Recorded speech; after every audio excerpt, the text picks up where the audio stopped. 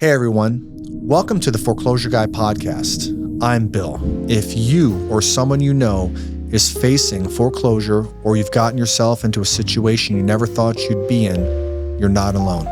I help people understand their options, avoid the scammers, and find a path to ultimately keeping their home.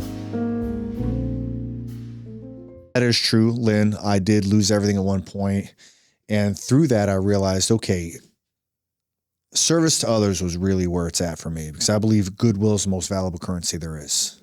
And so that's why I do what I do. My goal in the end is just to leave somebody better than I found them. You did tell me about the adversity that you had been through, which I appreciated. Some honesty there. And then you did sit down and we went through several different options, things, is that car in the driveway worth anything, just different options. And you actually gave me we were talking about one of my older kids, some resources for him as a veteran. That's right. I do recall that. And obviously when somebody's in the situation you're in, what's the easiest way to get out of it? And if we can do some sort of, reinstatement, cash reinstatement, we ask, hey, do you have anything of value that you can potentially sell, come up with that money and then reinstate your loan? Because again, that's always the easiest way to do it. So Lynn, I got to ask, how the heck did you end up in that situation?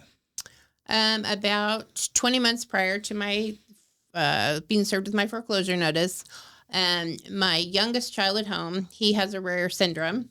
So we had to go to Seattle, and he ended up having brain surgery. So we were there for 12 days. And so there's a lot of travel back and forth.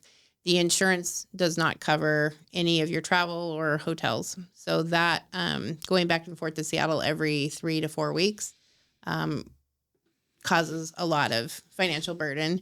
And then I got the colon cancer diagnosis and kind of sent my world into a tailspin. I didn't want to be accepting of the idea. I am a widow. So the thought of something happening to me and what was I going to do with those 3 kids Sure. Put a lot of stress and burden on me. I had talked to my lender at one point, and he said, yeah, you're good, just wait 3 months and then we will, resume. So, but I got behind that 3 months. And then we started, trying to make payments. And then I had to go back to Seattle because I was up there for 11 weeks for treatment. So I had a friend come with me. She was helping with the kids, and living in a hotel and staying at the hospital is very expensive. And I ended up having to, I guess, prioritize my health. Probably not the right way to go. But for some reason I thought I'll get this caught up. I'll get this caught up. And it was kind of one thing after another, and I did not get caught up.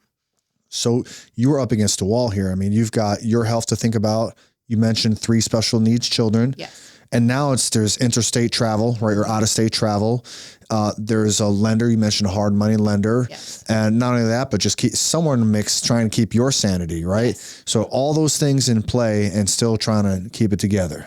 Yes. And then when I got served the notice, I don't know if I was in denial the first month or so. Yeah. But looking for resources and things out there, there was always something attached that didn't feel right.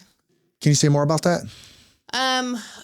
We'll give you, we can buy your house for $100,000. Oh, and then we will, and you don't have to you don't have to pack anything up. Just leave what you don't want to take. We can close when you want, 3 to 6 weeks. Basically they just wanted me to give the house to them and get out. And how did that make you feel? It was very scary. It made me angry, because I know what my house is worth. Sure. I also know what I owe on it, but, it was a scary thing because, like I said, I have these kids, and if I lose this equity in my house, where am I going to go? What am I going to do? Where are we going to live? Sure. Lynn, what bothered me most, I won't say it bothered me, but what stuck out to me was I was saying to myself, okay, she's a single mom, these children, And, you know, I'm not going to tell the audience this, but I know what your interest rate is. Yeah. And it's a darn good one. It okay. is. Not to mention you're in a brand new house. And I said to myself, you know, if you lose this, like, you're never going to see this deal again. No, I'm not. And I said, okay, God, how do we help Lynn? Yeah. No, yeah, because I remember you sitting there saying, you know, when was this house built? And you know, it was like, it's 5 years old. So right. Translation, what were rates around that time, right? And I have a really good rate. Like I said, you'll never see that rate again. No, So and I'm glad you got to keep that. yeah, I did. And I appreciate that every day. So yeah, it was a huge help. Hey everyone, that's all for today.